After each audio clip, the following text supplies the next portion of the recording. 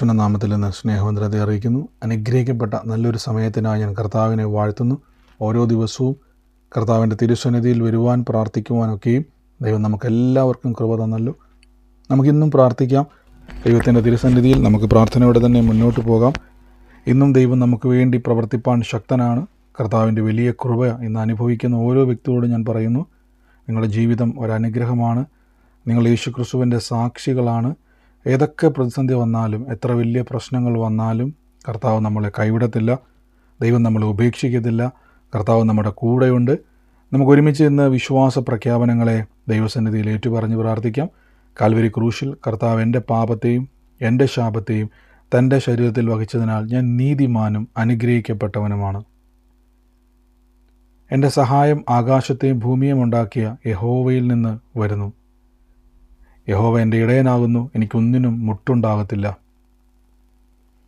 എൻ്റെ രോഗത്തെയും എൻ്റെ ദാരിദ്ര്യത്തെയും കർത്താവ് ക്രൂശിൽ വഹിച്ചതിനാൽ ഞാൻ സൗഖ്യത്തിലും സമ്പന്നതയിലുമാണ്.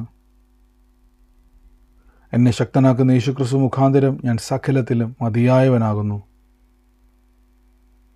പാമ്പുകളെയും തേളുകളെയും ശത്രുവിൻ്റെ സകല ബലത്തെയും ചവിട്ടുവാൻ കർത്താവ് എനിക്ക് അധികാരം തന്നിരിക്കുന്നു.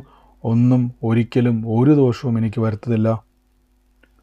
ഭൂലോകത്തിൻ്റെ അറ്റത്തോളം പോയി സകല സൃഷ്ടിയോടും സുവിശേഷം പ്രസംഗിപ്പാനും രോഗികളെ ഇന്ന് സൗഖ്യമാക്കുവാനും ഭൂതങ്ങളെ പുറത്താക്കുവാനും അത്ഭുതങ്ങളും അടയാളങ്ങളും എന്നിലൂടെ വരുവാൻ കർത്താവ് എന്നെ അഭിഷേകം ചെയ്തിരിക്കുന്നു. ആമേൻ, ഹല്ലേലൂയ. കർത്താവ് നമ്മുടെ കൂടെയുണ്ട്.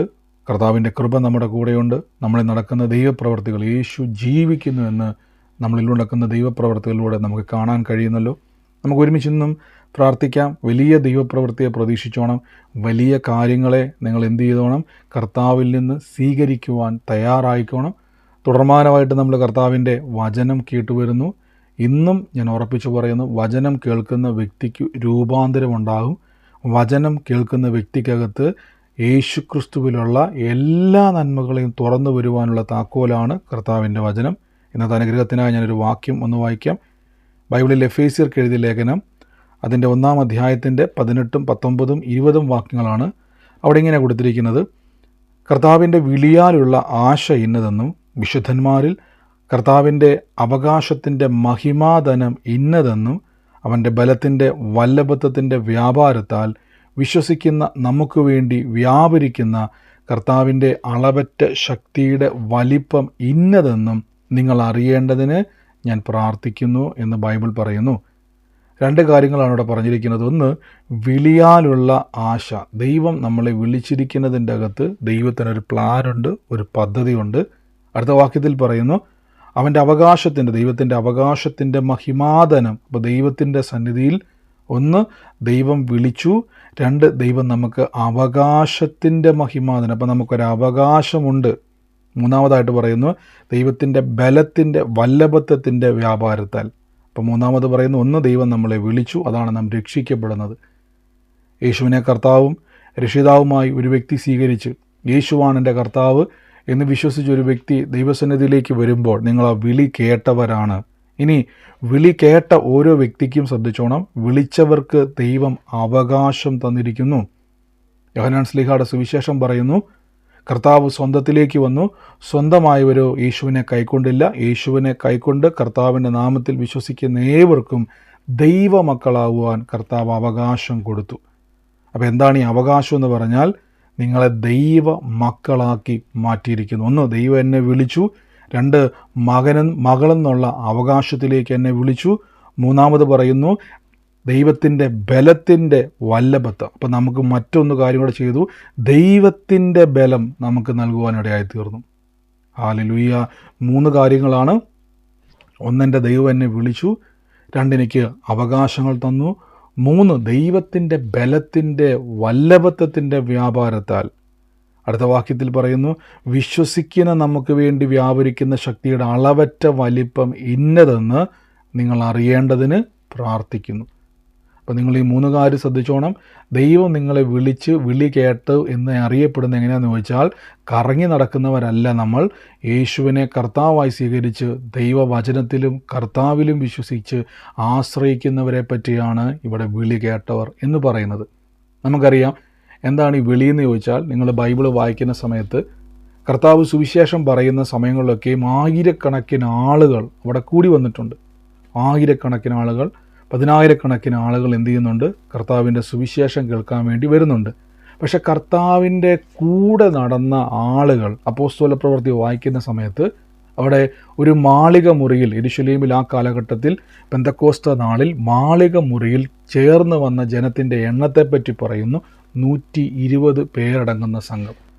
അപ്പോൾ ഈ അപ്പം തിന്നവരും അത്ഭുതം കണ്ടവരും കൂടി വന്നവരും ആ വലിയ ജനക്കൂട്ടം എവിടെ പോയി? ബൈബിൾ പറയുന്നു അവരൊന്നും അവിടെ കണ്ടില്ല, പകരം 120 പേരെ മാത്രമേ ഇവിടെ ഒരു ശേഷിപ്പ് കണ്ടുള്ളൂ.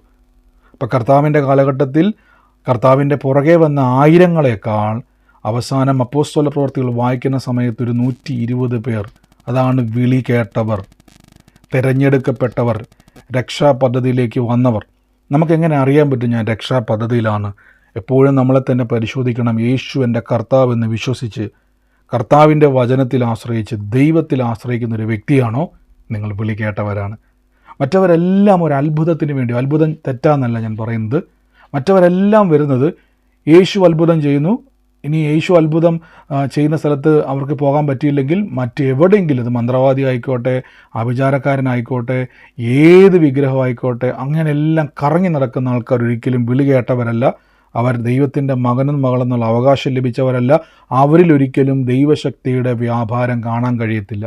ഇതെല്ലാം കാണാൻ പറ്റുന്നത് യേശുവിനെ കർത്താവായി സ്വീകരിച്ച ദൈവമക്കളായി തീർന്നവർക്ക് വേണ്ടിയാണ്. അപ്പം നമ്മളെ പറ്റിയാണ് ഈ വചനം ഇവിടെ പറഞ്ഞുകൊണ്ടിരിക്കുന്നത്. ആമേൻ.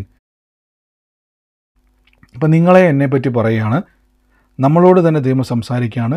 വിശ്വസിക്കുന്ന നമുക്ക് വേണ്ടി വ്യാപരിക്കുന്ന ദൈവശക്തിയുടെ അളവറ്റ വലിപ്പം ഇന്നതെന്ന് നിങ്ങൾ അറിയേണ്ടതിന് പ്രാർത്ഥിക്കുന്നു.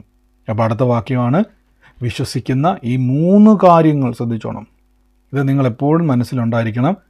ദൈവം എന്നെ വിളിച്ചു, ദൈവം എനിക്ക് അവകാശം തന്നു.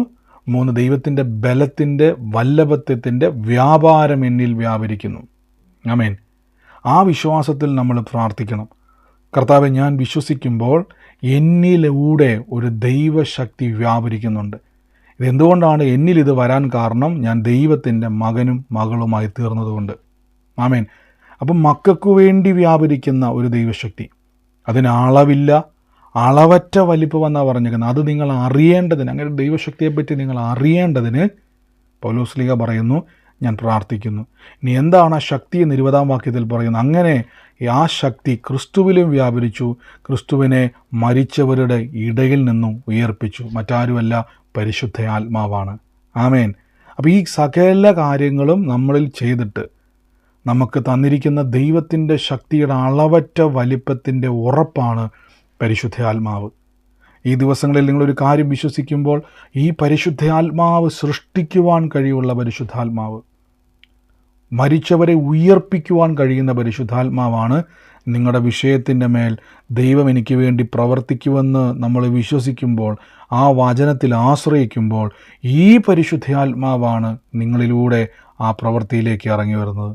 പരിശുദ്ധാത്മാവ് പ്രവൃത്തിയിലേക്ക് ഇറങ്ങി വന്നാൽ പിന്നെ ഒരു വിഷയത്തിനും നിങ്ങളെ തകർക്കുവാനോ ഒതുക്കുവാനോ പിടിച്ചു വെക്കുവാനോ കഴിയത്തില്ല. എന്തുകൊണ്ടെന്നാൽ പരിശുദ്ധാത്മാവിനേക്കാൾ വലിയൊരു വിഷയം ലോകത്തില്ല, ഇനി വരികയില്ല, ഒരിക്കലും സംഭവിക്കത്തില്ല. ഇതറിയേണ്ടതിന് പൗലോസ്ലീഹ പറയുന്നു, ഞാൻ പ്രാർത്ഥിക്കുന്നു. അപ്പം നമ്മൾ അറിയണം, ഞാൻ വിളി കേട്ട ആളാണോ അതോ കറങ്ങി നടക്കുന്ന ആളാണോ? രണ്ടാമത്, എനിക്ക് അവകാശത്തിലുള്ള ആളാണോ? ഞാൻ ദൈവത്തിൻ്റെ മകനും മകളുമാണോ? നമുക്കൊരു ഉറപ്പുണ്ടായിരിക്കണം, ഞാൻ ദൈവത്തിൻ്റെ പൈതലാണ്, ഞാൻ ദൈവത്തിൻ്റെ മകളാണ്, മകനാണ്, ഞാൻ അവകാശിയാണ്. മൂന്നാമതായിട്ട്, ആ അവകാശിയായ എന്നിൽ ദൈവത്തിൻ്റെ ബലം വ്യാപരിക്കുന്നു. അതെങ്ങനെയാണ് കാണാൻ പറ്റുന്നത്? ഞാൻ പ്രാർത്ഥിക്കുമ്പോൾ എൻ്റെ വിശ്വാസത്തിലൂടെ അത് പുറത്തു വരുമെന്ന് ഞാൻ കാണുന്നു. ഹല്ലേലൂയ.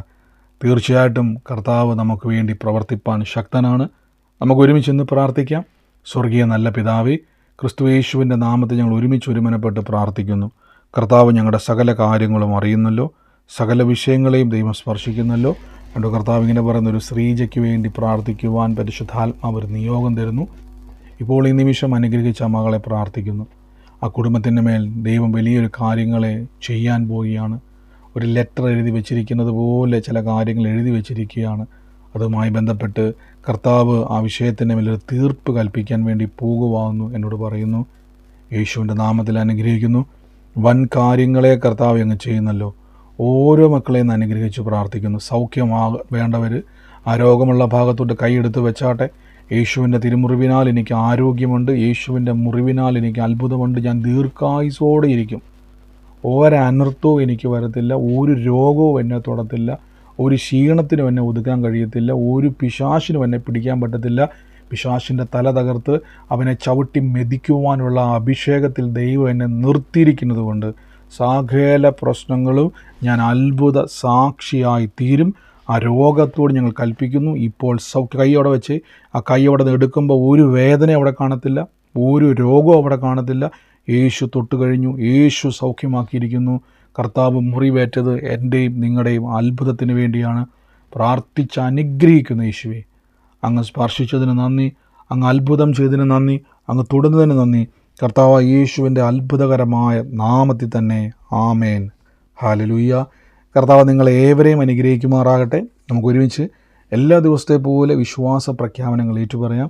കർത്താവ് എനിക്ക് തന്നതിനായി നന്ദി പറഞ്ഞുകൊണ്ട് നമുക്ക് ദൈവത്തെ സ്തുതിക്കാം. കർത്താവ് നിങ്ങളുടെ മേൽ അത് ചൊരിയും, അത്ഭുതമായി തീരും. യേശുവിൻ്റെ നാമത്തിൽ തന്നെ ആമേൻ.